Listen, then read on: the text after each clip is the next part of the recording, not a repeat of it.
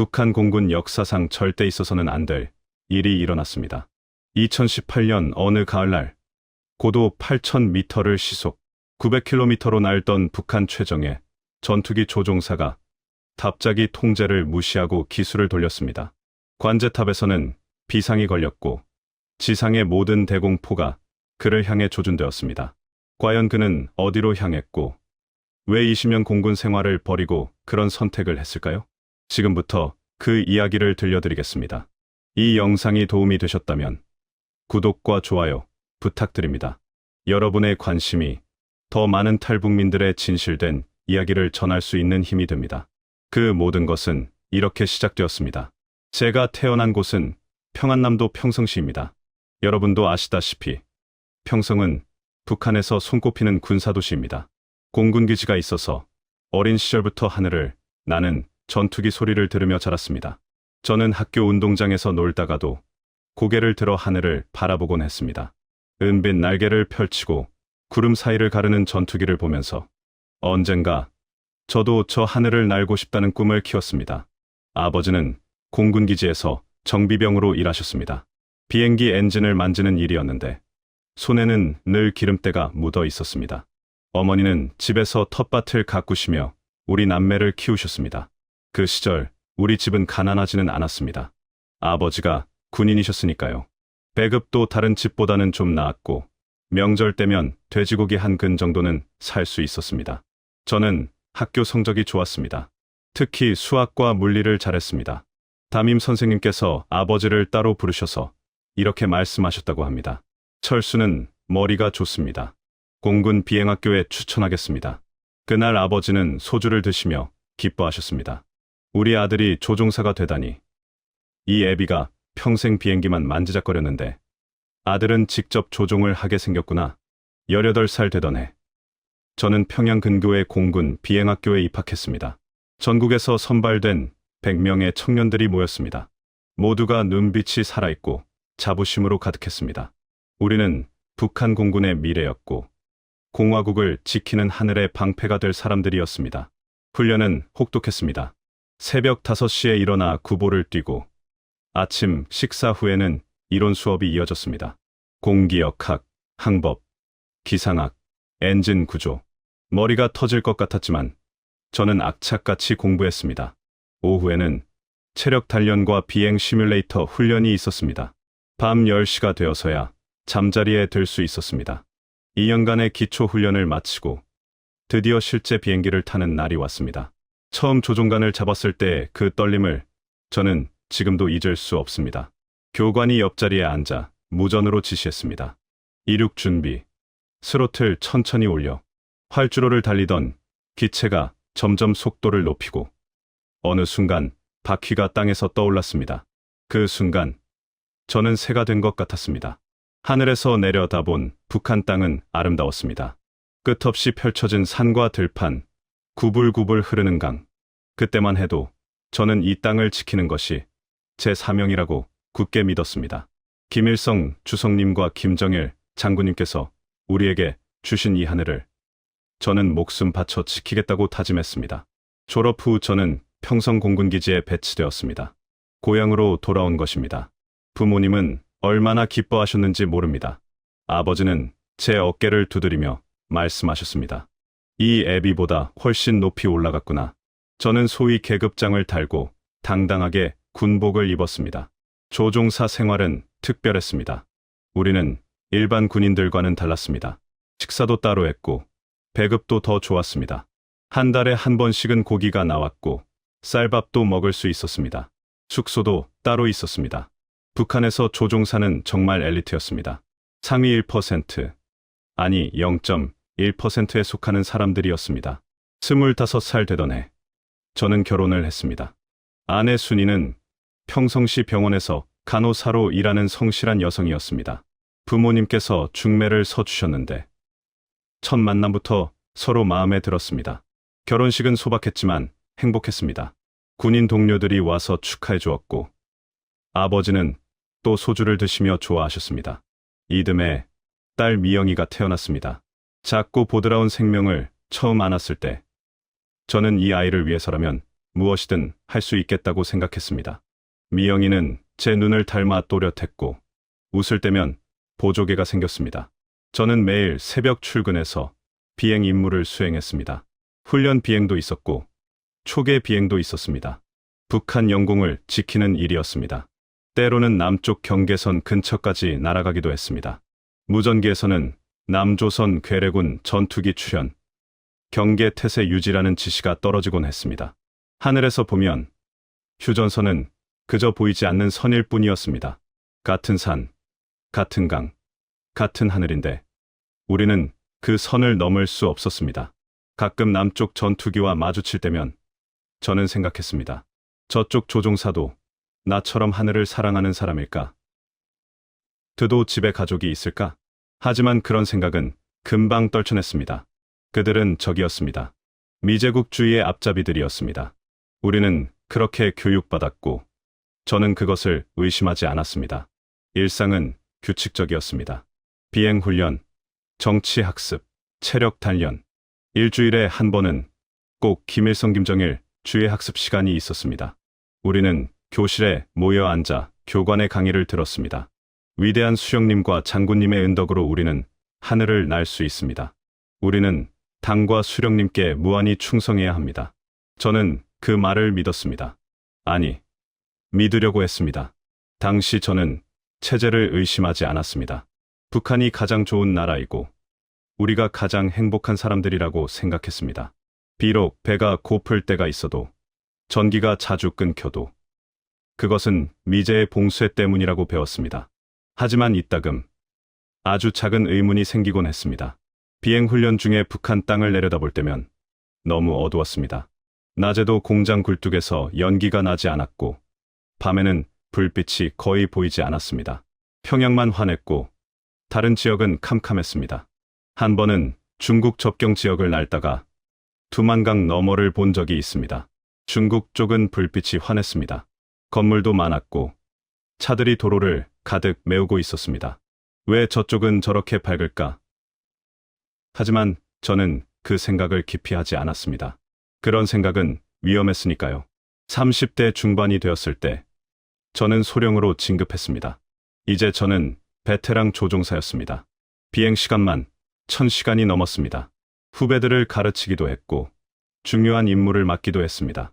부모님은 자랑스러워하셨고 딸 미영이는 우리 아빠는 하늘을 나는 영웅이라고 자랑했습니다. 그때만 해도 저는 행복했습니다. 아니, 행복하다고 믿었습니다. 하늘을 나는 것, 그것만이 제게 주어진 유일한 자유였습니다. 지상에서는 모든 것이 통제되고 감시당했지만 하늘에서만큼은 저 혼자였습니다. 구름 위를 날 때면 잠시나마 모든 것을 잊을 수 있었습니다. 하지만 그 평온한 일상에 곧 균열이 생기기 시작했습니다. 아주 작은 균열이었지만 그것은 점점 커져갔습니다. 그리고 결국 제 인생 전체를 뒤흔들게 되었습니다. 그 사건은 2016년 봄에 일어났습니다. 제 동료 중에 박중이라는 친구가 있었습니다. 저보다 3살 어렸지만 실력만큼은 저 못지않았습니다. 비행 감각이 뛰어나서 교관들도 인정하는 조종사였습니다. 우리는 자주 함께 훈련 비행을 나갔고 임무가 끝나면 숙소에서 이야기를 나누곤 했습니다. 박중희에게는 부인과 어린 아들이 있었습니다. 아들이 6살이었는데 아버지를 무척 따랐습니다. 박중희는 아들 이야기만 나오면 눈이 휘둥그레졌습니다. 형님, 우리 녀석이 말이에요. 요즘 제 흉내를 내요. 손으로 비행기 만들어서 쌩쌩 날리면서 놀아요. 그럴 때면 저도 덩달아 웃으며 제 딸 미영이 이야기를 했습니다. 그해 4월 어느 날이었습니다. 우리는 2대의 전투기로 편대 비행 훈련을 하기로 되어 있었습니다. 날씨는 맑았고 바람도 적당했습니다. 비행하기 좋은 날이었습니다. 저는 한 번 기체, 박중희는 2번 기체를 탔습니다. 이륙은 순조로웠습니다. 우리는 고도를 높이며 동해 쪽으로 날아갔습니다. 푸른 바다가 눈 아래 펼쳐졌습니다. 무전으로 박중희의 목소리가 들려왔습니다. 한 번기, 이상 없습니다. 편대 유지 중입니다. 2번기, 잘하고 있네. 계속, 유지해. 그런데 갑자기였습니다. 박중희의 기체에서 이상한 연기가 피어올랐습니다. 엔진에서 검은 연기가 나오고 있었습니다. 저는 황급히 무전을 쳤습니다. 두 번기. 엔진에 연기가 난다. 확인해라. 박중희의 당황한 목소리가 들려왔습니다. 형님, 계기판에 경고등이. 엔진 온도가 급상승하고 있습니다. 침착해. 지지로 돌아가자. 고도를 낮춰. 하지만 상황은 급격히 악화되었습니다. 연기는 더 짙어졌고 박중희의 기체가 흔들리기 시작했습니다. 관제탑에서도 긴급 교신이 왔습니다. 두 번기. 즉시 비상 착륙 준비. 한 번기는 두 번기를 유도하라. 저는 박중희의 기체 옆에 바짝 붙어 날았습니다. 그의 얼굴이 보였습니다. 헬멧 너머로도 그의 긴장된 표정이 보였습니다. 중희, 할 수 있어. 침착하게. 기지까지 천천히 가자. 하지만 박중희의 기체는 점점 고도를 잃어가고 있었습니다. 엔진 출력이 떨어지고 있었습니다. 형님, 조종이 안 됩니다. 기체가 말을 안 듣습니다. 그의 목소리가 떨리고 있었습니다. 탈출해. 지금 당장 탈출해. 저는 소리쳤습니다. 관제탑에서도 같은 지시가 떨어졌습니다. 두 번기. 즉시 탈출하라. 반복한다. 즉시 탈출하라. 잠시 침묵이 흘렀습니다. 그리고 박중희의 마지막 말이 들려왔습니다. 형님, 탈출 장치가 작동을. 그 말이 끝나기도 전에 그의 기체는 빙글빙글 돌며 추락하기 시작했습니다. 저는 그 광경을 하늘에서 지켜볼 수밖에 없었습니다. 박중희의 전투기가 산비탈에 충돌했습니다. 굉음과 함께 불길이 치솟았습니다. 검은 연기가 하늘로 피어올랐습니다. 무전기에서는 아무 소리도 들리지 않았습니다. 저는 떨리는 손으로 기체를 몰아 기지로 돌아왔습니다. 착륙하고 나서도 다리에 힘이 풀려 한동안 조종석에서 내리지 못했습니다. 정비병들이 달려와 저를 부축했습니다. 그날 저는 보고서를 쓰면서 손이 계속 떨렸습니다. 장례식은 3일 후에 치러졌습니다. 군복을 차려입은 동료들이 모였습니다. 박중희의 부인은 넋이 나간 채 그저 눈물만 흘렸습니다. 6살 난 아들은 무슨 일인지도 모르고 아빠 어디 갔어? 아빠 언제 와? 하고 물었습니다. 그 모습을 보는 것이 너무 괴로웠습니다. 그런데 장례식이 끝나고 며칠 후 이상한 소문이 돌기 시작했습니다. 박중희 가족이 평성에서 쫓겨났다는 것입니다. 저는 처음에는 믿을 수 없었습니다. 조국을 위해 목숨을 바친 군인의 가족을 어떻게 쫓아낼 수 있단 말입니까? 저는 조심스럽게 알아봤습니다. 그리고 충격적인 사실을 알게 되었습니다. 박중희가 탄 기체의 엔진 결함은 이미 몇 달 전부터 보고되었던 것이었습니다. 하지만 부품이 없어서 제대로 정비하지 못했다고 했습니다. 그런 기체를 계속 비행시킨 것입니다. 더 충격적인 것은 당국이 이 사고를 조종사 과실로 처리했다는 것입니다. 박중희가 비행 규정을 제대로 지키지 않아서 사고가 났다고 결론을 내렸습니다. 그래서 그의 가족은 군인, 유가족으로 인정받지 못했습니다. 오히려 사고 책임자의 가족이 되어 평성에서 쫓겨나 시골로 내려가야 했습니다. 저는 그 소식을 듣고 분노가 치밀었습니다. 박중희는 훌륭한 조종사였습니다. 그 누구보다 규정을 잘 지키는 사람이었습니다. 사고는 명백히 기체 결함 때문이었습니다. 그런데 왜 그를 희생양으로 만드는 것입니까? 저는 상급자에게 찾아가 항의하려고 했습니다. 하지만 선임 대위가 저를 막았습니다. 김소령, 진정하게. 자네 가족 생각해. 여기서 소리 높이면 자네도 끝이야. 박중희 일은 이미 결정된 거야. 우리가 어떻게 할 수 없어. 그날 밤, 저는 잠을 이룰 수 없었습니다. 박중희의 얼굴이 자꾸 떠올랐습니다. 형님, 우리 녀석이 말이에요. 하던 그의 밝은 목소리가 귓가에 맴돌았습니다. 이제 그 아이는 아버지 없이 자라야 합니다. 그것도 사고 책임자의 아들이라는 낙인을 안고 말입니다. 그때 처음으로 제 마음속에 의문이 생겼습니다. 우리가 목숨 바쳐 지키는 이 체제가 과연 우리를 지켜주기는 하는 걸까? 조국을 위해 하늘을, 나는 우리를 왜 이렇게 함부로 대하는 걸까? 다음 날 비행 훈련에 나갔을 때 저는 제가 탄 기체를 유심히 살펴봤습니다.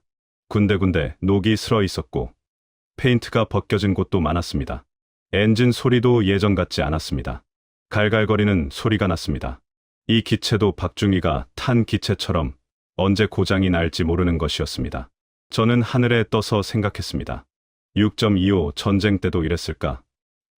전쟁터에서 목숨 걸고 싸운 군인들이 이렇게 버림받았을까? 우리 부모님 세대가 피 흘려 지킨 이 나라가 왜 이 지경이 된 걸까? 집에 돌아와서도 마음이 무거웠습니다. 딸 미영이가 아빠, 오늘은 왜 안 웃어? 하고 물었습니다. 저는 억지로 웃으며 미영이를 안아 올렸습니다. 하지만 마음 한구석에서는 두려움이 자라나고 있었습니다. 만약 제가 박중희처럼 사고를 당하면 제 가족도 저렇게 버림받게 되는 건가? 이영이도 사고, 책임자의 딸이라는 낙인을 안고 살아야 하는 건가? 그날 이후 저는 달라졌습니다. 여전히 비행 임무는 수행했지만 마음속으로는 의문이 커져갔습니다. 정치 학습 시간에 위대한 수령님의 은덕이라는 말을 들을 때마다 박중희의 6살 난 아들이 떠올랐습니다. 그 아이에게 은덕이란 무엇이었을까? 비행 중에 북한 땅을 내려다볼 때면 이제는 다르게 보였습니다. 굶주리는 사람들, 멈춰선 공장들, 캄캄한 마을들. 이것이 정말 우리가 지켜야 할 조국의 모습인가? 하지만 저는 이런 생각을 누구에게도 말할 수 없었습니다. 아내에게도, 부모님에게도, 동료들에게도 말입니다. 북한에서 체제를 의심하는 것은 곧 죽음을 의미했으니까요. 저는 그저 입을 다물고 명령에 따르고 하늘을 날 뿐이었습니다. 하지만 그 작은 의문은 제 마음속에서 점점 커져가고 있었습니다. 마치 눈덩이가 굴러가듯이 걷잡을 수 없이 커져가고 있었습니다. 그리고 그것은 결국 제 인생의 모든 것을 바꾸게 될 것이었습니다. 박중희 사건 이후 제 삶은 서서히 무너지기 시작했습니다. 2017년 여름이었습니다. 딸 미영이가 9살이 되던 해였습니다. 미영이는 원래 밝고 활발한 아이였습니다. 학교에서도 친구들과 잘 어울렸고 집에 오면 그날 있었던 일들을 제잘제잘 이야기하곤 했습니다. 아빠, 오늘 학교에서 말이야 하면서 제 무릎에 앉아 이야기하던 그 모습이 지금도 눈에 선합니다. 그런데 그해 여름부터 미영이가 달라졌습니다. 얼굴이 창백해지고 밥을 잘 먹지 않았습니다. 미영아, 밥 먹어야지. 안 먹으면 아빠처럼 튼튼해질 수 없어. 제가 말하면 미영이는 고개를 저었습니다. 아빠, 배가 안 고파요. 그냥 자고 싶어요. 아내 순이가 걱정스러운 얼굴로 말했습니다. 여보, 미영이가 요즘 너무 이상해요. 학교에서 돌아오면 바로 누워버려요. 친구들이랑 놀지도 않고요. 저도 걱정이 되었지만 그저 성장통이려니 생각했습니다.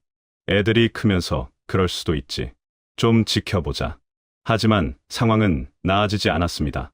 미영이는 점점 말라갔습니다. 예전에는 통통했던 볼이 쏙 들어갔고 팔다리가 가늘어졌습니다.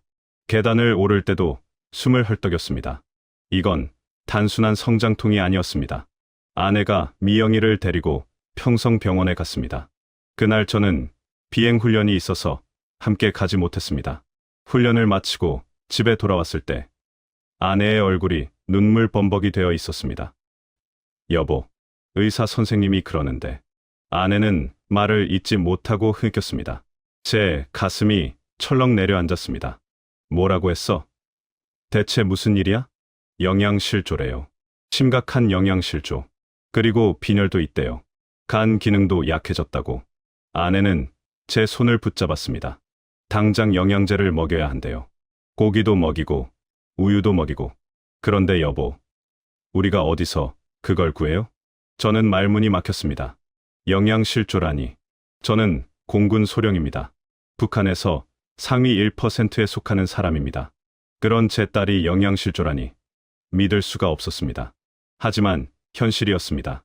북한에서는 군인이라고 해도 조종사라고 해도 제대로 된 식량을 구하기가 하늘의 별 따기였습니다. 배급은 줄어들었고 장마당 물가는 치솟았습니다. 쌀 1kg이 5,000원이었는데 제 한 달 월급이 3,000원밖에 안 되었습니다. 어떻게 가족을 먹여 살립니까? 저는 그날부터 미친 듯이 돈을 구하려 했습니다. 동료들에게 돈을 빌렸습니다. 미안하네. 딸아이가 아파서. 10,000원만 빌려줄 수 없나? 다들 난처한 얼굴을 했습니다. 그들도 형편이 어려운 건 마찬가지였으니까요. 부모님께 가서 손을 벌렸습니다. 70이 넘으신 부모님은 연금으로 근근히 사시는데 제가 그분들께 손을 벌릴 수밖에 없었습니다. 아버지는 아무 말씀 없이 숨겨두신 돈을 꺼내주셨습니다. 철수야, 미영이 잘 먹여라. 할아버지가 미안하구나. 그 말씀을 들으니 눈물이 났습니다. 아내는 병원 일을 마치고 장마당에 나가 장사를 시작했습니다. 중국에서 넘어온 옷가지를 팔았습니다. 하루 종일 서 있다가 집에 오면 다리가 퉁퉁 부어 있었습니다. 괜찮아요, 여보. 미영이 약값이라도 벌어야죠. 아내는 웃으며 말했지만 그 웃음이 얼마나 쓰디쓴지 저는 알고 있었습니다. 하지만 약은 구하기가 더 어려웠습니다. 의사는 비타민제와 철분제를 처방해줬지만 병원 약국에는 약이 없었습니다. 장마당에 가서 구해오세요. 중국산 영양제가 있을 겁니다. 의사는 무심하게 말했습니다. 장마당에 나가보니 중국산 영양제가 있기는 했습니다. 하지만 가격이 어마어마했습니다. 한 통에 10만 원이었습니다. 제 1년 치월급이었습니다. 그걸 한 달에 한 통씩 먹어야 한다고 했습니다. 저는 장마당 한 구석에 쪼그리고 앉아 머리를 싸맸습니다. 어떻게 해야 할까? 도대체 어떻게 해야 내 딸을 살릴 수 있을까? 제 주위로 사람들이 오가고 있었습니다. 모두들 먹고 살기 바빴습니다. 장마당 아주머니들은 목이 쉬도록 물건을 파대고 사람들은 몇 푼 없는 돈을 쥐고 이것저것 물건을 뒤적였습니다. 그날 집에 돌아와서 미영이를 안아주었습니다. 미영아, 아빠가 꼭 약 사줄게. 걱정하지 마. 미영이는 가느다란 목소리로 말했습니다. 아빠, 괜찮아요. 전 안 아파요. 약 안 사도 돼요. 9살짜리 아이가 저를 걱정하고 있었습니다. 그게 너무 견딜 수 없었. 그날 밤 아내와 마주 앉아 이야기를 나눴습니다. 미영이는 방에서 자고 있었습니다. 여보, 이러다가 미영이가 정말. 아내는 말을 끝맺지 못했습니다. 저도 알고 있었습니다. 이대로 가면 미영이는 살 수 없다는 것을. 내가 뭔가 방법을 찾아볼게. 저는 아내에게 약속했습니다. 하지만 무슨 방법이 있겠습니까? 저는 공군 조종사입니다. 비행 외에는 할 줄 아는 게 없습니다. 장사를 할 수도 없고 다른 일을 할 수도 없습니다. 가을이 되었습니다. 미영이의 상태는 더 나빠졌습니다. 학교도 자주 결석했습니다. 담임 선생님이 집에 찾아와 말했습니다. 미영이가 수업 중에 쓰러졌습니다. 병원에 데려가셔야겠습니다. 저는 고개를 숙였습니다. 선생님, 죄송합니다. 제가 무능해서. 그해 겨울은 특히 추웠습니다. 석탄도 제대로 구할 수 없어서 집안이 얼음장 같았습니다. 미영이는 이불을 뒤집어 쓰고 떨었습니다. 아빠, 추워요.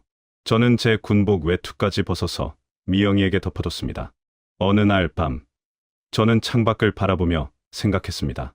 저는 조국을 위해 하늘을 납니다. 목숨을 걸고 북한의 영공을 지킵니다. 그런데 그 조국은 제 딸 하나 살릴 수 없습니다. 이게 말이 됩니까? 박중희 생각이 났습니다. 그는 목숨을 바쳤지만 그의 가족은 버림받았습니다. 만약 제가 비행 중에 사고를 당하면 미영이는 약도 구하지 못한 채 그냥 죽어가는 겁니까? 그때 아내가 제 옆으로 왔습니다. 그리고 떨리는 목소리로 말했습니다. 여보, 우리 여기서 계속 이렇게 살 수는 없어요. 미영이가 죽어요. 아내의 눈에서 눈물이 흘러내렸습니다. 이 아이만이라도 살려야 해요. 제발. 그 순간 제 머릿속에 한 가지 생각이 스쳤습니다. 아주 위험하고 미친 생각이었습니다. 하지만 그것만이 유일한 방법일지도 모른다는 생각이 들었습니다. 그날 이후 저는 은밀히 계획을 세우기 시작했습니다. 제가 가진 것은 단 하나, 전투기였습니다. 그리고 하늘을 나는 기술이었습니다. 만약 그것을 이용한다면. 하지만 그것은 곧 죽음을 각오해야 하는 일이었습니다. 실패하면 총살입니다. 가족들도 모두 수용소로 끌려갑니다. 성공한다 해도 다시는 이 땅을 밟을 수 없습니다. 부모님도, 고향도, 모든 것을 버려야 합니다. 저는 밤마다 고민했습니다. 잠을 이룰 수 없었습니다. 한쪽에서는 딸의 가느다란 숨소리가 들렸고 다른 쪽에서는 양심이 저를 괴롭혔습니다. 나는 군인이다. 조국을 배신할 수 있는가? 하지만 미영이를 볼 때마다 그 생각은 확고해졌습니다. 조국이 저를 배신했습니다. 박중희를 배신했습니다. 굶주리는 인민들을 배신했습니다. 이제 제가 선택할 차례였습니다. 조국을 택할 것인가? 딸을 택할 것인가? 저는 딸을 택했습니다. 그리고 그 결정은 돌이킬 수 없는 것이었습니다. 2018년 3월, 저는 마침내 결심을 굳혔습니다. 그 결심을 하게 된 결정적인 순간이 있었습니다. 어느 날 새벽, 미영이가 갑자기 토를 했습니다. 피가 섞인 토였습니다. 아내가 비명을 지르며 저를 깨웠습니다. 여보, 여보, 미영이가 피를. 저는 잠옷 차림으로 미영이를 업고 병원으로 뛰어갔습니다. 새벽 4시였습니다. 거리는 캄캄했고 전기도 들어오지 않았습니다. 저는 손전등을 들고 어둠 속을 뛰었습니다. 등에 업힌 미영이는 너무 가벼웠습니다. 깃털처럼 가벼웠습니다. 병원에 도착했지만 당직 의사밖에 없었습니다. 그는 미영이를 간단히 진찰하고는 고개를 저었습니다. 간 기능이 심각하게 나빠졌습니다. 당장 입원해서 치료받아야 합니다. 그럼 입원시켜 주십시오. 제가 애원했습니다. 의사는 난처한 표情을 지었습니다. 입원비를 먼저 내셔야 합니다. 50만 원입니다. 그리고 약값은 따로 50만 원. 제가 10년을 모아도 모을 수 없는 돈이었습니다. 저는 무릎을 꿇었습니다. 의사 앞에 무릎을 꿇고 빌었습니다. 선생님, 제발, 제발 제 딸 좀 살려주십시오. 저는 공군 소령입니다. 조국을 위해 하늘을 나는 사람입니다. 제발. 하지만 의사는 고개를 저었습니다. 소령 동무. 나도 어쩔 수 없습니다. 병원에도 약이 없습니다. 돈을 가져와야 중국에서 약을 구해올 수 있습니다. 그는 그렇게 말하고는 돌아섰습니다.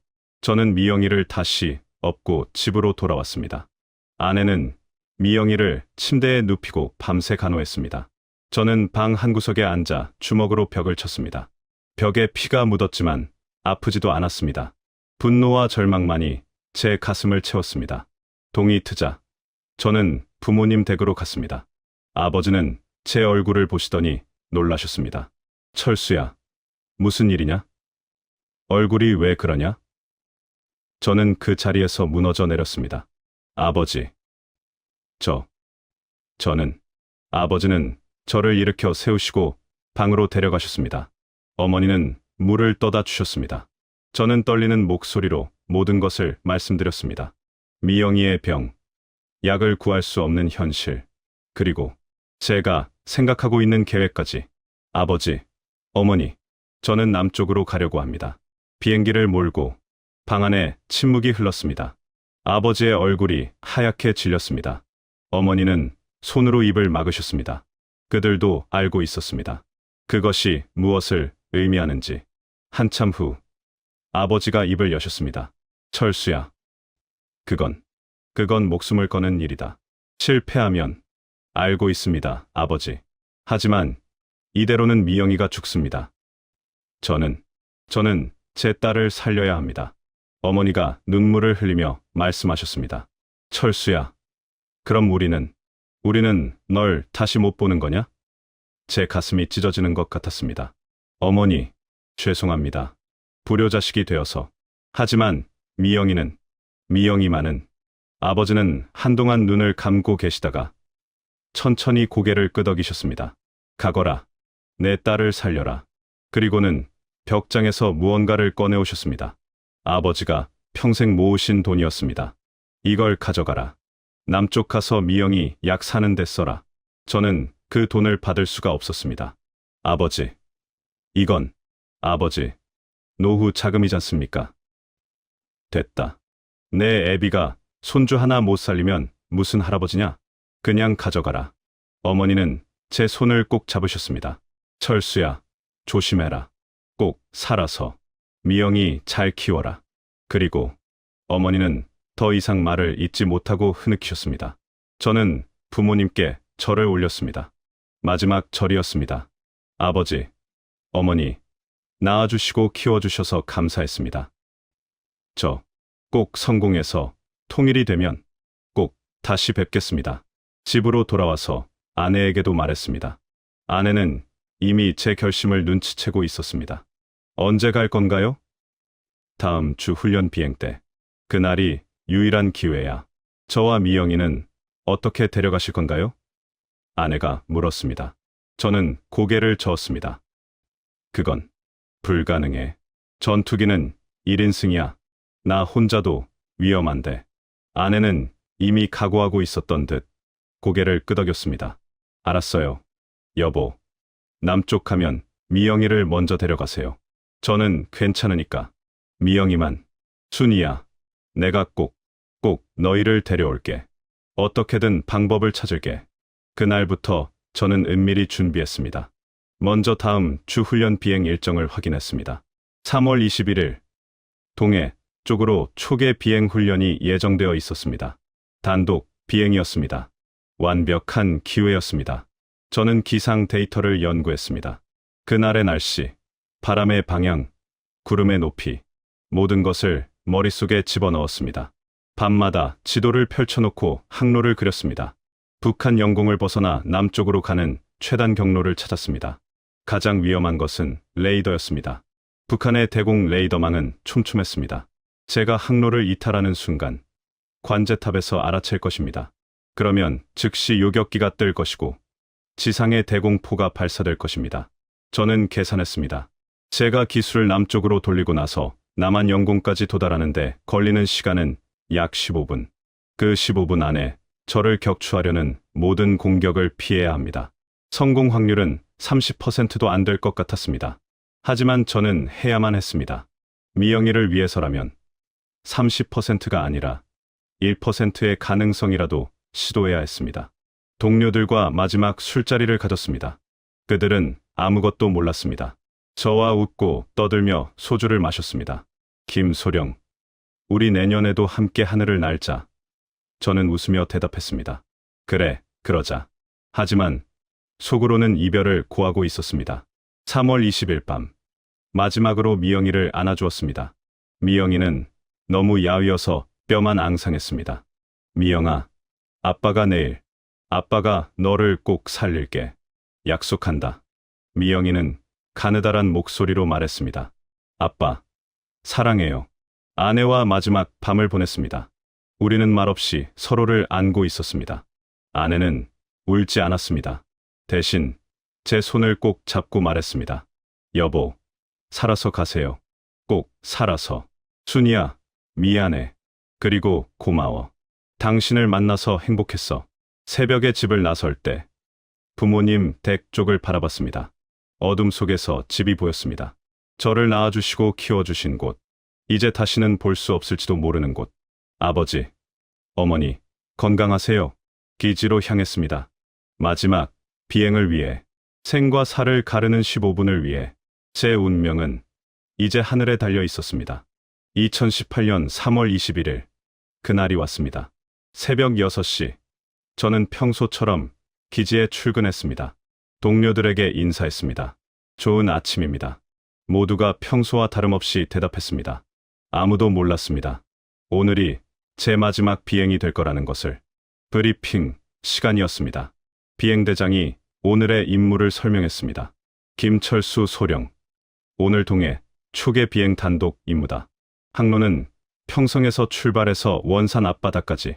고도 8,000m 유지. 비행 시간 2시간. 알겠나? 예, 알겠습니다. 제 손은 떨리지 않았습니다. 마음은 이미 결정되어 있었습니다. 이제 남은 것은 실행뿐이었습니다. 오전 9시, 경납고로 향했습니다. 정비병들이 제 전투기를 준비하고 있었습니다. 미그-21 전투기였습니다. 오래된 기체였지만 저는 이 비행기를 20년 가까이 몰아왔습니다. 제 몸과 같았습니다. 정비병이 다가와 보고했습니다. 소령 동무, 기체 점검 완료했습니다. 연료 가득 채웠습니다. 수고했네. 저는 기체를 한 바퀴 돌며 점검했습니다. 마지막 비행입니다. 실수가 있어서는 안 됩니다. 조종복을 입었습니다. 헬멧을 썼습니다. 산소 마스크를 확인했습니다. 모든 것이 평소와 같았습니다. 하지만 제 가슴은 미친 듯이 뛰고 있었습니다. 사다리를 타고 조종석에 올랐습니다. 익숙한 자리였습니다. 수천 번도 더 앉았던 자리. 하지만 오늘은 달랐습니다. 이 자리가 제 관이 될 수도 있었습니다. 계기판을 점검했습니다. 연료계, 속도계, 고도계, 나침반. 모든 것이 정상이었습니다. 무전기를 켰습니다. 관제탑의 목소리가 들려왔습니다. 101번기, 이륙 준비 완료했나? 101번기, 준비 완료했습니다. 캐노피를 닫았습니다. 이제 저는 철과 유리로 둘러싸인 작은 공간에 갇혔습니다. 하지만 곧 이 작은 공간이 제 자유로 가는 유일한 길이 될 것입니다. 101번기, 이륙허가, 활주로 진입하라. 101번기, 알겠습니다.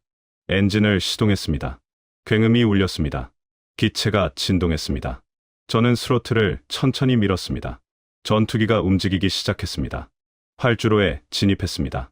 저 앞에 긴 콘크리트 길이 펼쳐져 있었습니다.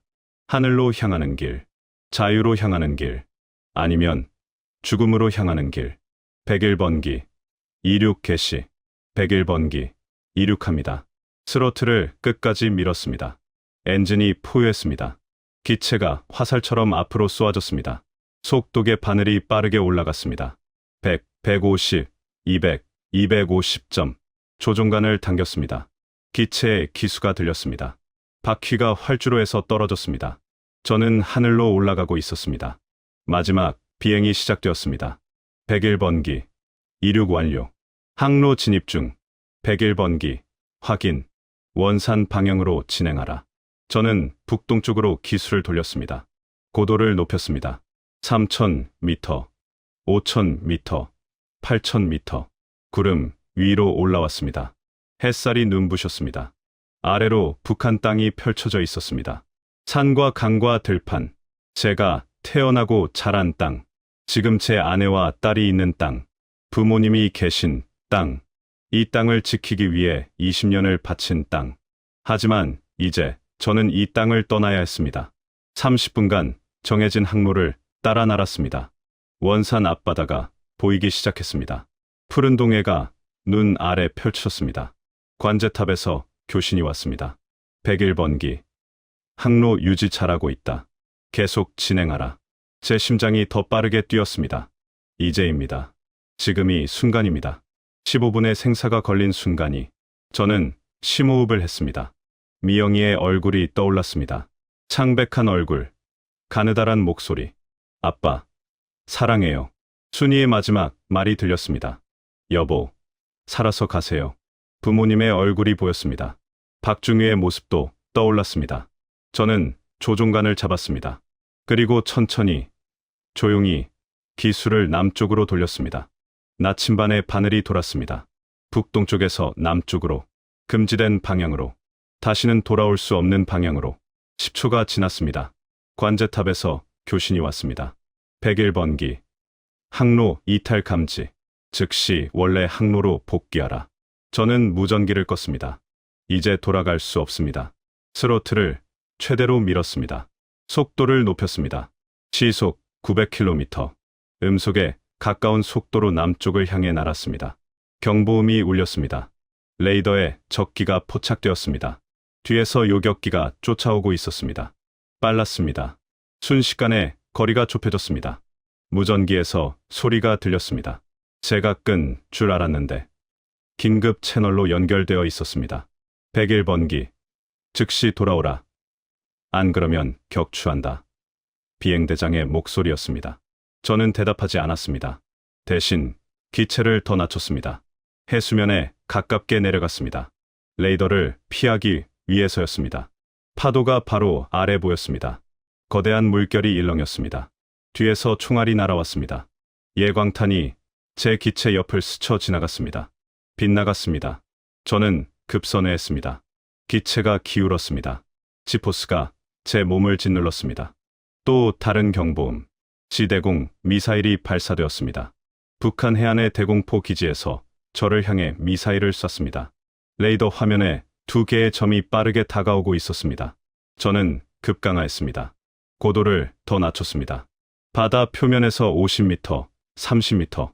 위험한 고도였습니다. 조금만 실수해도 바다에 처박힙니다. 미사일이 제 위를 지나갔습니다. 폭발음이 들렸습니다. 하지만 맞지 않았습니다. 저는 살았습니다. 요격기가 또 총을 쐈습니다. 이번에는 기체에 맞았습니다. 왼쪽 날개 끝이 파손되었습니다. 경고등이 켜졌습니다. 기체가 흔들렸습니다. 하지만 저는 계속 날았습니다. 남쪽으로, 남쪽으로. 살기 위해, 딸을 살리기 위해. 김철수, 돌아와. 아직 늦지 않았어. 비행대장의 목소리가 다시 들렸습니다. 내 가족을 생각해. 부모님을 생각해. 그 말에 제 가슴이 찢어졌습니다. 부모님. 저 때문에 고통받으실 부모님. 하지만 저는 멈출 수 없었습니다. 이미 너무 멀리 왔습니다. 시간이 연겁처럼 느껴졌습니다. 1분, 2분, 5분. 계속 날았습니다. 요격기가 여전히 뒤쫓고 있었습니다. 하지만 점점 거리가 벌어지기 시작했습니다. 그들도 연료가 떨어지고 있었습니다. 10분이 지났습니다. 저는 이미 북한 영공을 벗어났습니다. 공해상 어딘가를 날고 있었습니다. 뒤에서 더 이상 총알이 날아오지 않았습니다. 요격기들이 돌아가고 있었습니다. 그들은 더 이상 쫓을 수 없었습니다. 13분이 지났을 때 레이더에 새로운 기체들이 나타났습니다. 남쪽에서 오고 있었습니다.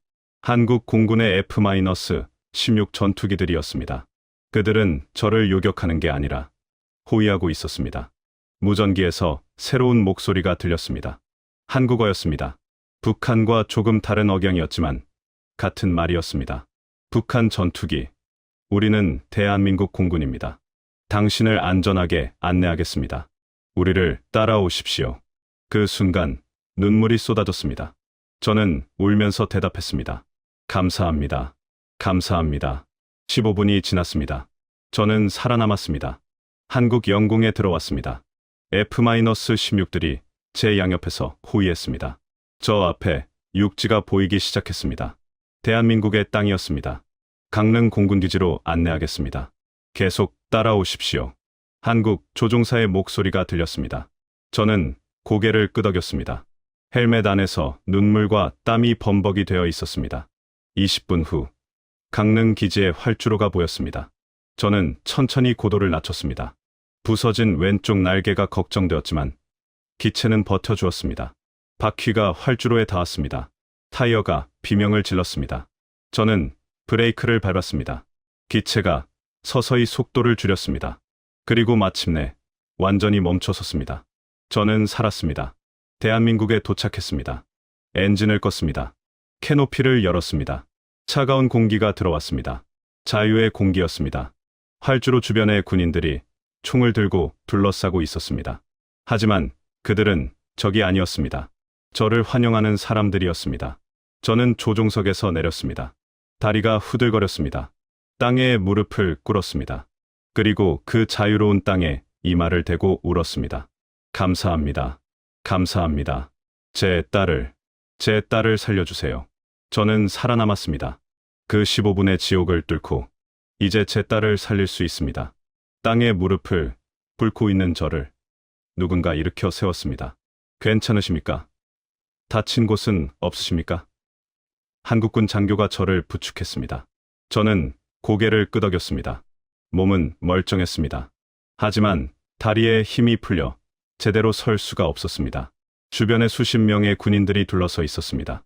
총을 들고 있었지만 저를 향하지는 않았습니다. 오히려 경계하듯 주변을 살피고 있었습니다. 제 뒤에는 제가 몰고 온 미그-21이 서 있었습니다. 왼쪽 날개가 부서져 있었지만 기적적으로 착륙에 성공했습니다. 이쪽으로 오시죠. 장교가 저를 안내했습니다. 저는 비틀거리며 걸었습니다. 헬멧을 벗었습니다. 찬 바람이 땀으로 젖은 머리를 스쳤습니다. 3월의 바람이었지만 북한의 바람과는 달랐습니다. 자유의 바람이었습니다. 건물 안으로 들어갔습니다. 따뜻했습니다. 의자에 앉았습니다. 누군가 물을 가져다 줬습니다. 저는 벌컥벌컥 마셨습니다. 목이 타는 것 같았습니다. 성함이 어떻게 되십니까? 장교가 물었습니다. 김철수입니다. 북한 공군 소령. 아니, 이제는 아니군요. 저는 쓴웃음을 지었습니다. 김철수 선생님, 일단 건강검진을 받으셔야 합니다. 그리고 국정원과 군 관계자들이 오고 있습니다. 조사를 받으셔야 하는데 괜찮으시겠습니까? 예, 괜찮습니다. 하지만 제 딸을 좀 도와주십시오. 저는 떨리는 목소리로 미영이 이야기를 했습니다. 병, 영양실조, 약이 필요하다는 것. 장교는 고개를 끄덕이며 메모했습니다. 알겠습니다. 당국에 전달하겠습니다. 가족 구출 절차를 밟도록 하겠습니다. 의무실로 옮겨졌습니다. 군의관이 제 몸 상태를 검사했습니다. 혈압, 맥박, 체온, 특별한 이상은 없으십니다. 다만 극도로 긴장하셨던 것 같네요. 좀 쉬시는 게 좋겠습니다. 괜찮습니다. 조사 받아야 한다면서요? 1시간 후 국정원 요원들이 도착했습니다. 2명이었습니다. 한 명은 40대 중반쯤 보이는 남자였고 다른 한 명은 30대 여성이었습니다. 그들은 저를 조사실로 안내했습니다. 김철수 씨, 저희는 국가정보원 소속입니다. 몇 가지 여쭤보겠습니다. 남자 요원이 말했습니다. 저는 고개를 끄덕였습니다. 무엇이든 대답하겠습니다. 조사는 길었습니다. 제 신원, 군 경력, 탈북 동기, 북한군 내부 사정, 모든 것을 물었습니다. 저는 솔직하게 대답했습니다. 숨길 것도 숨길 이유도 없었습니다. 가족 구성원은 어떻게 되십니까? 여자 요원이 물었습니다. 아내 이순희, 딸 김미영, 그리고 평성에 부모님이 계십니다. 제 목소리가 떨렸습니다. 제 가족들은 어떻게 되는 겁니까? 요원들이 서로 눈빛을 교환했습니다. 남자 요원이 조심스럽게 말했습니다. 김 선생님, 솔직히 말씀드리겠습니다. 선생님께서 귀순하신 즉시 북한 당국은 선생님 가족들을 체포했을 가능성이 높습니다. 제 가슴이 철렁 내려앉았습니다. 알고 있었습니다. 각오하고 있었습니다. 하지만 직접 듣으니 너무 고통스러웠습니다. 그럼 제 딸은, 제 부모님은 저희가 최선을 다해 구출 방법을 찾겠습니다. 여자 요원이 제 손을 잡았습니다. 브로커를 통한 탈북, 지원, 외교적 압력, 여러 방법을 동원하겠습니다. 하지만 시간이 걸릴 수 있습니다. 저는 고개를 묻었습니다. 제 선택이 옳았을까? 딸을 살리려다가 오히려 가족 모두를 위험에 빠뜨린 건 아닐까? 하지만 이미 돌이킬 수 없었습니다. 조사는 3일간 계속되었습니다. 강릉 기지의 한 숙소에 머물며 매일 몇 시간씩 질문에 답했습니다. 북한 공군의 전력, 기지 위치, 무기 체계, 훈련 방법, 제가 아는 모든 것을 털어놓았습니다. 밤에는 잠을 이룰 수 없었습니다. 눈을 감으면 미영이가 보였습니다. 순이가 보였습니다. 부모님이 보였습니다. 그들은 지금 어디에 있을까? 무사할까? 아니면 넷째 날, 저는 서울로 이송되었습니다.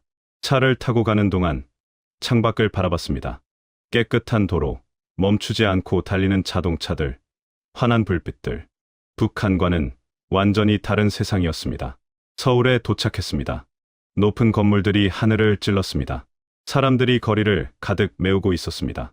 모두들 바빴지만 행복해 보였습니다. 굶주린 얼굴이 보이지 않았습니다. 한 정부 건물로 들어갔습니다. 그곳에서 통일부 관계자들을 만났습니다. 김철수 선생님, 대한민국에 오신 것을 환영합니다. 이제부터 정착 과정을 시작하겠습니다. 정착 과정에 대한 설명을 들었습니다. 하나원이라는 곳에서 3개월간 교육을 받아야 한다고 했습니다. 한국 사회 적응 교육, 직업, 훈련, 심리 상담. 하나원을 수료하시면 정착 지원금을 받으시고 주거와 취업 지원을 받으실 수 있습니다. 하지만 저는 그런 것들이 중요하지 않았습니다. 제 가족은요? 제 딸은 어떻게 됩니까? 담당자가 난처한 표情을 지었습니다. 현재 중국 내 브로커들과 접촉하고 있습니다. 하지만 아직 소식이 없습니다. 일주일이 지났습니다. 저는 하나원으로 이송되었습니다. 경기도 안성에 있는 시설이었습니다. 깨끗하고 따뜻했습니다. 식사도 잘 나왔습니다. 쌀밥에 고기 반찬, 과일까지. 북한에서는 명절에나 먹을 수 있는 음식들이었습니다. 하지만 저는 음식이 목구멍으로 넘어가지 않았습니다. 미영이는 지금 밥을 먹고 있을까? 순이는 무사할까? 부모님은, 아버지는 가거라, 내 딸을 살려라 하셨는데 그 대가가 너무 큰 게 아닐까? 하나원에는 다른 탈북자들도 있었습니다. 대부분 두만강을 건너 중국을 거쳐 온 사람들이었습니다. 그들도 각자의 사연이 있었습니다. 가족을 잃은 사람, 고문을 당한 사람, 굶주림을 견디다 못해 탈출한 사람. 어느 날 밤, 한 탈북자가 제게 다가왔습니다. 소령님이시죠? 전투기 타고 오신. 소문이 퍼진 것 같았습니다. 네, 그렇습니다. 대단하십니다. 용기가 정말 용기가 아닙니다. 그냥 딸을 살리고 싶었을 뿐입니다. 그 사람도 가족을 북에 두고 왔다고 했습니다. 아내와 두 아들, 저도 데려오려고 했는데 기회가 없었어요. 언젠가는 만날 수 있겠죠? 저는 대답할 수 없었습니다. 희망을 줄 수도, 절망을 말할 수도 없었습니다. 2주가 지났을 때 드디어 소식이 왔습니다. 통일부 담당자가 찾아왔습니다. 표징이 밝지 않았습니다. 제 가슴이 철렁했습니다. 김 선생님, 중국 쪽 소식통으로부터 정보를 입수했습니다. 담당자가 조심스럽게 말을 이었습니다. 선생님의 부모님께서는 평성에서 함경북도로 이송되셨습니다. 정치범 수용소로. 제 눈앞이 캄캄해졌습니다. 정치범 수용소. 그곳은 살아서 나올 수 없는 곳입니다. 70이 넘으신 부모님이 그곳에, 그리고 사모님과 따님은. 담당자가 말을 멈췄습니다. 현재 행방을 확인 중입니다. 평성 집에는 없는 것으로 확인되었습니다. 행방을 확인 중. 그 말은 곧 어디 있는지 모른다는 뜻이었습니다. 수용소에 갔을 수도, 처형되었을 수도, 아니면 저는 생각할 수가 없었습니다. 하지만 희망을 버리지 마십시오. 담당자가 말했습니다. 중국 내 조선족 네트워크를 통해 계속 수소문하고 있습니다. 만약 탈북을 시도한다면 저희가 최대한 지원하겠습니다.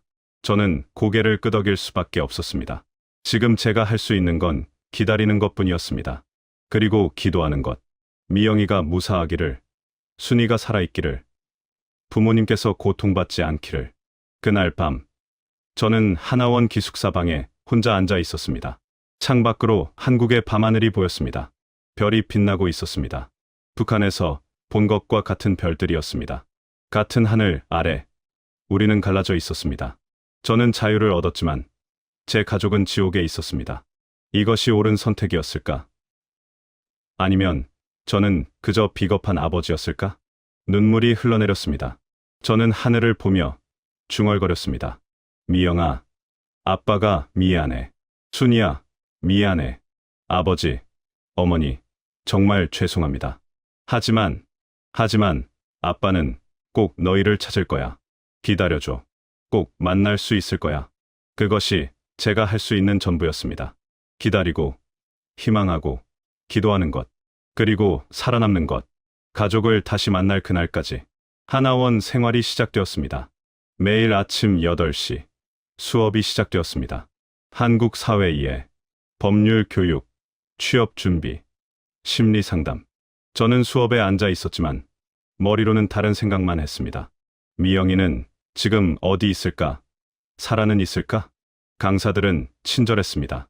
북한과 남한은 말은 같지만 많은 것이 다릅니다. 천천히 배우시면 됩니다. 하지만 저는 집중할 수가 없었습니다. 신용카드가 뭔지, 인터넷 뱅킹이 뭔지, 그런 것들이 무슨 의미가 있습니까? 제 딸이 죽어가고 있는데 일주일에 한 번씩 심리 상담이 있었습니다. 상담사는 30대 초반의 여성이었습니다. 김철수 선생님, 요즘 어떠세요? 잠은 잘 주무시나요? 못 잡니다. 악몽만 꿉니다. 어떤 악몽이신가요? 제 딸이 저를 부르는데 제가 손을 뻗어도 닿지 않습니다. 그리고 멀어져 갑니다. 점점 더 멀어져서 결국 사라집니다. 상담사는 메모를 하며 말했습니다. 선생님, 죄책감을 느끼시는 거군요. 하지만 선생님이 잘못하신 건 아닙니다. 선생님은 가족을 살리기 위해 최선을 다하신 겁니다. 최선을요? 제가 가족을 지옥에 빠뜨렸는데요? 선생님, 그 지옥은 선생님이 만든 게 아닙니다. 북한 체제가 만든 겁니다. 상담사가 조용히 말했습니다. 선생님은 피해자입니다. 자책하지 마세요. 하지만 자책하지 않을 수가 없었습니다. 밤마다 부모님 얼굴이 떠올랐습니다. 가거라. 내 딸을 살려라. 하시던 아버지. 꼭 살아서 하시던 어머니. 그분들은 지금 수용소에서 고통받고 계십니다. 70이 넘은 나이에 한 달이 지났을 때 통일부에서 또 연락이 왔습니다. 이번에는 좋은 소식이었습니다. 김 선생님, 사모님과 따님의 행방을 파악했습니다. 저는 벌떡 일어났습니다. 어디 있습니까? 무사합니까? 중국 연길에 있는 것으로 확인되었습니다. 북한에서 탈출하신 것 같습니다. 저는 주저앉았습니다. 감사했습니다. 신께, 하늘에, 누구에게든 감사했습니다. 살아있다. 제 아내와 딸이 살아있다. 어떻게 탈출한 겁니까? 정확한 경로는 파악 중입니다만 선생님께서 귀순하신 직후 사모님께서 빠르게 결단을 내리신 것 같습니다. 딸을 데리고 두만강을 건넜다고 합니다. 순이, 제 아내 순이, 간호사였던 그녀가 어떻게 그 위험한 강을 건넜을까? 미영이를 데리고? 얼마나 무서웠을까? 얼마나 힘들었을까? 지금은 연길의 한 조선족 가정에 숨어 있습니다. 저희 쪽 브로커가 접촉했습니다. 담당자가 계속 설명했습니다. 이제 한국으로 데려와야 하는데 루트가 문제입니다. 어떤 루트입니까? 보통 중국에서 동남아시아를 거쳐 한국으로 옵니다. 라오스나 태국을 경유하는 거죠. 하지만 비용이 많이 듭니다. 1인당 500만 원 정도. 1000만 원. 저는 돈이 한 푼도 없었습니다. 제가 어떻게 그 돈을 정부에서 지원하겠습니다. 가족 재결합 지원 제도가 있습니다. 걱정하지 마세요. 저는 눈물을 흘렸습니다. 감사합니다. 정말 감사합니다. 담당자가 제 어깨를 두드렸습니다. 김 선생님, 조금만 더 기다리세요. 곧 가족을 만날 수 있을 겁니다. 그날부터 저는 매일 기도했습니다. 어릴 적 어머니께서 절에 가시던 게 생각났습니다. 저는 종교가 없었지만 하나원에 있는 작은 예배실에 가서 기도했습니다. 제발 우리 딸을 무사히 데려와 주세요. 2주가 지났습니다. 담당자가 다시 찾아왔습니다. 출발했습니다. 오늘 새벽 연길을 떠나 베이징으로 향했습니다. 거기서 비행기를 타고 라오스로 갑니다. 제 가슴이 두근거렸습니다. 오고 있다. 미영이가 오고 있다. 순이가 오고 있다. 하지만 여정은 순탄치 않았습니다. 사흘 후 긴급 연락이 왔습니다. 베이징 공항에서 문제가 생겼습니다. 중국 공안이 검문을 강화해서 일정이 지연되고 있습니다. 저는 발을 동동 굴렀습니다. 그럼 어떻게 됩니까? 붙잡히는 건 아닙니까? 브로커가 다른 루트를 찾고 있습니다. 좀 더 기다려 보겠습니다. 3일이 더 지났습니다. 제가 미칠 것 같았습니다. 연락이 두절되었습니다. 담당자도 소식이 없다고 했습니다. 저는 밥도 제대로 못 먹고 방에만 틀어박혀 있었습니다. 일주일째 되던 날, 드디어 연락이 왔습니다. 성공했습니다. 어제 저녁 라오스 비엔티안에 도착했습니다. 한국 대사관에 들어갔습니다. 저는 울었습니다. 소리 내어 울었습니다. 옆방 사람들이 놀라서 달려왔습니다. 소령님, 무슨 일이세요? 제 딸이 살았습니다. 살았어요. 이제 절차만 밟으면 됩니다. 일주일 정도 걸릴 겁니다. 그러면 한국으로 올 수 있습니다. 담당자가 말했습니다. 그 일주일이 1년 같았습니다. 매일 전화를 기다렸습니다. 담당자에게 수없이 전화했습니다. 아직 소식 없습니까? 조금만 더 기다려주세요. 라오스에서 순이가 전화를 걸어왔습니다. 목소리를 들었습니다. 떨리는 목소리였습니다. 여보, 저예요. 저는 울면서 대답했습니다. 순이야, 미안해. 정말 미안해.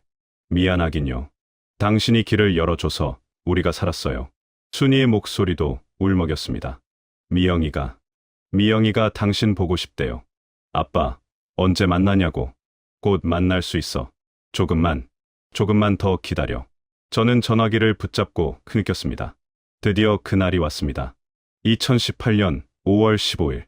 인천공항에 순이와 미영이를 태운 비행기가 도착한다는 연락을 받았습니다. 저는 통일부 직원과 함께 공항으로 갔습니다. 입국장 앞에서 기다렸습니다. 사람들이 하나둘씩 나왔습니다. 저는 문만 쳐다봤습니다. 그리고 그녀들이 나타났습니다. 순이가 미영이의 손을 잡고 걸어 나왔습니다. 여인 얼굴이었습니다. 미영이는 더 말랐습니다. 하지만 살아 있었습니다. 걷고 있었습니다. 저는 달려갔습니다. 미영아, 순이야. 미영이가 저를 봤습니다. 아빠. 작은 목소리였지만 제 귀에는 천둥처럼 들렸습니다. 저는 미영이를 안아들었습니다. 너무 가벼웠습니다. 깃털처럼 가벼웠습니다. 하지만 따뜻했습니다. 살아 있었습니다. 미영아, 아빠가 여기 있어. 이제 괜찮아. 순이를 안았습니다. 그녀도 울고 있었습니다. 우리는 공항 한가운데서 부둥켜 안고 울었습니다. 주변 사람들이 쳐다봤지만 상관없었습니다. 여보, 우리 살았어요. 순이가 속삭였습니다. 응, 살았어. 우리 모두 살았어. 통일부 직원이 다가왔습니다. 일단 병원으로 가시죠. 따님, 건강검진부터 받으셔야 합니다. 저는 미영이를 안은 채 고개를 끄덕였습니다. 병원으로 가는 차 안에서 미영이가 제 품에서 잠들었습니다. 평화로운 얼굴이었습니다. 오랜만에 안심하고 자는 얼굴이었습니다. 순이가 제 손을 잡았습니다. 여보, 우리 시작이에요. 진짜 시작. 저는 고개를 끄덕였습니다. 그래, 이제 시작이야.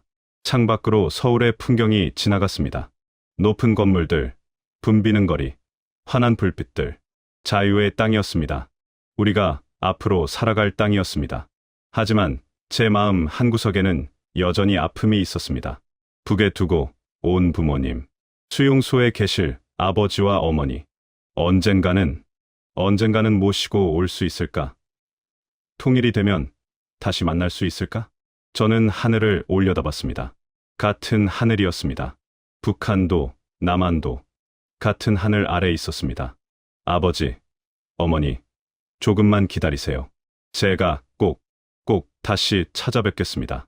미영이가 제 품에서 작게 웃었습니다. 자면서 웃고 있었습니다. 아마 좋은 꿈을 꾸고 있는 것 같았습니다. 저는 딸의 머리를 쓰다듬었습니다. 미영아, 이제 괜찮아. 아빠가 지켜줄게. 여기서는 약도 있고 밥도 많고 아프지 않을 거야.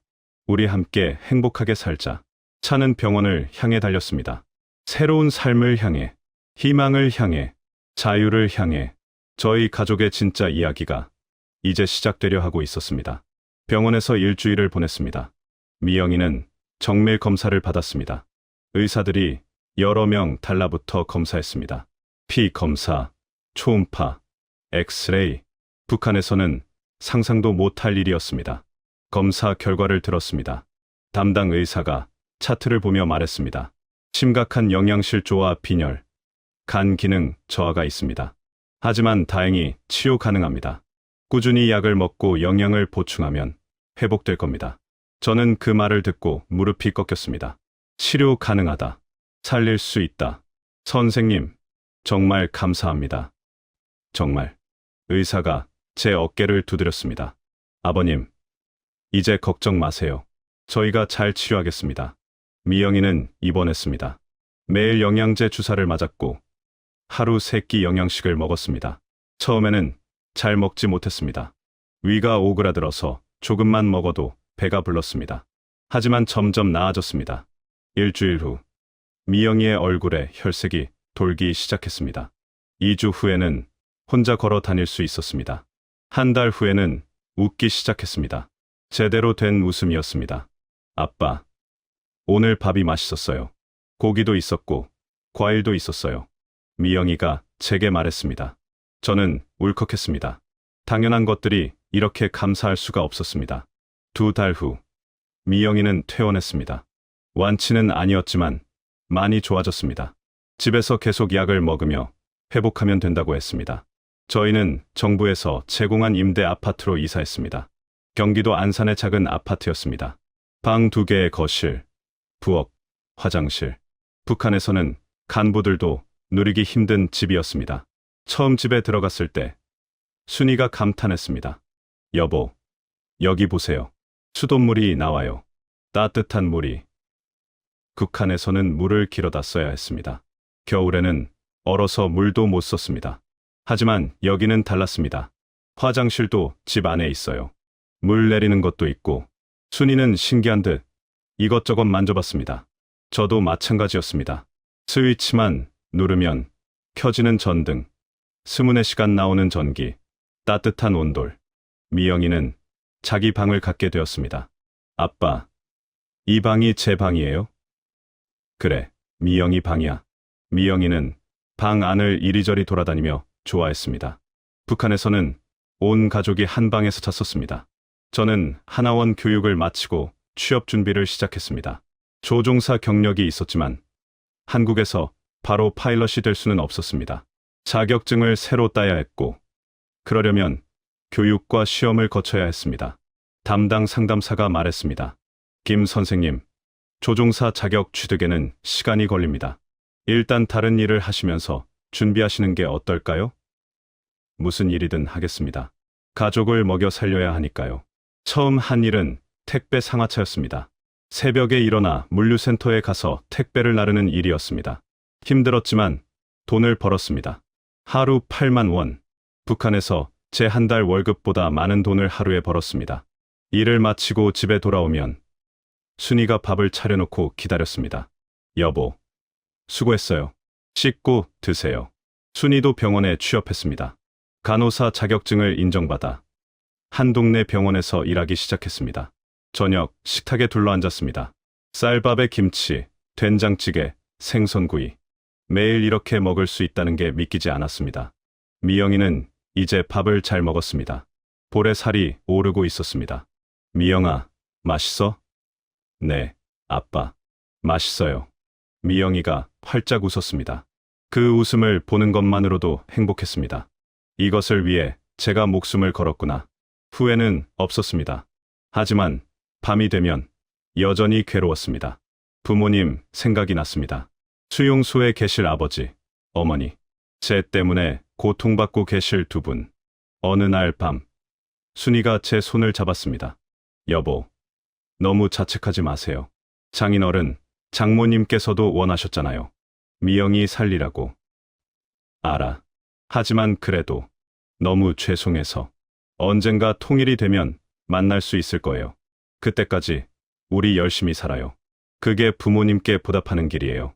순이의 말에 저는 고개를 끄덕였습니다. 1년이 지났습니다. 저는 한국 조종사 자격증 공부를 시작했습니다. 낮에는 택배 일을 하고 밤에는 책을 펼쳤습니다. 한국어도 다시 배워야 했습니다. 북한말과 비슷하지만 달랐습니다. 외래어도 많았고 표현도 달랐습니다. 미영이는 학교에 다니기 시작했습니다. 처음에는 적응이 힘들었습니다. 말투가 다르고 친구들이 하는 이야기를 이해하지 못했습니다. 아빠, 애들이 유튜브가 뭐냐고 물어봐요. 그게 뭐예요? 저도 잘 몰랐습니다. 하지만 함께 배웠습니다. 컴퓨터를 사서 인터넷을 연결하고 미영이와 함께 세상을 배워나갔습니다. 신기한 게 너무 많았습니다. 어느 날 미영이가 말했습니다. 아빠, 오늘 선생님이 그러는데 대한민국은 자유민주주의 국가래요. 자유가 뭐예요? 저는 한참을 생각하다가 대답했습니다. 미영아, 자유는 말이지. 내가 하고 싶은 걸 할 수 있는 거야. 내가 먹고 싶은 걸 먹을 수 있고, 가고 싶은 곳에 갈 수 있고, 되고 싶은 사람이 될 수 있는 거야. 아빠처럼 비행기를 타고 싶으면 탈 수 있고, 의사가 되고 싶으면 될 수 있는 거지. 그럼 북한은 자유가 없었어요? 미영이가 물었습니다. 저는 고개를 끄덕였습니다. 응, 없었어. 그래서 아빠가 너를 여기로 데려온 거야. 2년이 지났습니다. 저는 드디어 한국 조종사 자격증을 땄습니다. 쉽지 않았습니다. 시험도 어려웠고 비행 시간도 채워야 했습니다. 하지만 해냈습니다. 그리고 한 항공사에서 연락이 왔습니다. 김철수 씨, 저희 회사에 관심 있으시면 면접 보러 오시겠습니까? 저는 떨리는 마음으로 면접을 봤습니다. 면접관이 물었습니다. 북한 공군 출신이시군요. 왜 조종사가 되고 싶으신가요? 저는 솔직하게 대답했습니다. 하늘을 나는 것이 제 인생입니다. 북한에서는 자유를 위해 날았다면 이제는 사람들을 위해 날고 싶습니다. 합격했습니다. 저는 민간 항공사 조종사가 되었습니다. 처음 유니폼을 입었을 때 거울을 봤습니다. 북한군 소령이 아닌 대한민국 민간 항공사 기장. 새로운 시작이었습니다. 첫 비행날이었습니다. 인천에서 제주도로 가는 노선이었습니다. 승객들을 태우고 활주로에 섰습니다. 관제탑에서 이륙 허가가 떨어졌습니다. 대한항공 123편 이륙 허가합니다. 대한항공 123편 이륙하겠습니다. 스로틀을 밀었습니다. 기체가 달렸습니다. 그리고 하늘로 올라갔습니다. 5년 만의 비행이었습니다.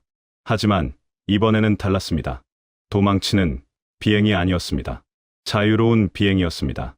창밖으로 한반도가 보였습니다. 남쪽 땅이 펼쳐져 있었습니다.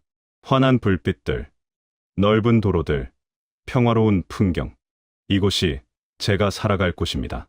북쪽을 바라봤습니다. 저 멀리 휴전선 너머 북한이 있었습니다. 부모님이 계신 곳. 언젠가는 저 하늘을 다시 날 수 있을까? 자유롭게, 평화롭게? 기내 방송을 켰습니다. 승객 여러분, 기장 김철수입니다. 오늘 저희 비행기를 이용해 주셔서 감사합니다. 편안한 여행 되시기 바랍니다. 제 목소리가 기내에 울려 퍼졌습니다. 자유로운 목소리였습니다. 지금은 2026년입니다. 제가 한국에 온 지 8년이 되었습니다. 미영이는 고등학생이 되었습니다. 건강하게 자라고 있습니다. 꿈이 의사라고 합니다. 아빠, 저 나중에 의사 되어서 북한 사람들 치료해주고 싶어요. 순이는 여전히 간호사로 일하고 있습니다. 탈북민들을 돕는 봉사활동도 하고 있습니다. 같은 아픔을 겪은 사람들을 도와야죠. 그녀는 말합니다. 저는 여전히 하늘을 납니다. 매일 수백 명의 승객을 태우고 이륙하고 착륙합니다. 그리고 생각합니다. 이 자유가 얼마나 소중한지. 부모님 소식은 아직도 없습니다. 수용소에 계신지, 살아 계신지조차 모릅니다. 하지만 저는 포기하지 않습니다. 통일이 되면 꼭 찾아뵙겠습니다. 여러분, 제 이야기를 들어주셔서 감사합니다. 저는 북한 공군 조종사였지만 이제는 대한민국 국민입니다. 제 딸을 살리기 위해 하늘을 날았고 그 선택은 옳았습니다. 북한에는 아직도 제 부모님 같은 분들이 고통받고 있습니다. 미영이처럼 굶주리는 아이들이 있습니다. 순이처럼 두려움 속에 사는 여성들이 있습니다. 언젠가는 그들도 자유를 누릴 수 있기를 바랍니다. 같은 하늘 아래 우리 모두가 자유롭게 숨 쉴 수 있는 날이 오기를 바랍니다. 통일이 되면 저는 다시 북녘 하늘을 날고 싶습니다. 이번에는 무기를 실은 전투기가 아니라 사람들을 태운 여객기로, 평양에서 서울로, 서울에서 평양으로, 자유롭게. 그날까지 저는 열심히 살겠습니다. 미영이를 잘 키우고 순이와 행복하게 살고 이 자유에 감사하며 살겠습니다. 그리고 북에 계신 부모님께 말씀드리고 싶습니다. 아버지, 어머니, 저희 잘 살고 있습니다. 미영이도 건강합니다. 언젠가 꼭 다시 뵙겠습니다. 통일이 되면 제가 모시러 가겠습니다. 조금만 더 기다려주세요. 저는 오늘도 하늘을 납니다. 자유의 하늘을, 희망의 하늘을, 그리고 언젠가 통일의 하늘을 날 그날을 꿈꿉니다. 감사합니다.